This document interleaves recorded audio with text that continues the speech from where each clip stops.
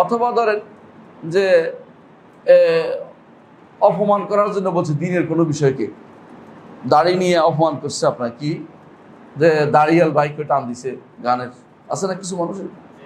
তো এরকম কিছু করলেই মুখ দিয়ে যেহেতু বলছে, এখন কি হয়েছে, কাফের হয়ে যায়। তাহলে মুখ দিয়া মানুষ কাফের হয়, মুখ দিয়া মানুষ দিন থেকে ইসলাম থেকে ফিরে কুফুরিতে চলে যায়, মুখ দিয়ে কুফুরিতে চলে যায়। তাহলে মুখ দিয়েও কাফের হয়, আমরা এটা বুঝতে চাচ্ছি।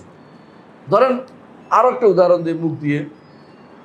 সাহাবীদের যুগে, রসুলের যুগে মুনাফেকরা মুখে বলছিল যে আমাদের এই হুজুর এগুলি মসজিদে বসে থাকে আর খাওয়া দাওয়া ছাড়া, পেটের চিন্তা ছাড়া আর কোনো ধান্দা নেই ওদের। আল্লাহ কিন্তু আয়াত নাযিল করছে এরকম। সূরা তাওবার 65-66 নম্বর আয়াত আল্লাহ তাআলা বলছেন, লা তা'তাযিরু, এখন আর ওজর পেশ করে লাভ হবে না, কাদ কাফারতুম বা'দা ঈমানিকুম, এই কথার কারণে কাফের হয়ে গেছে।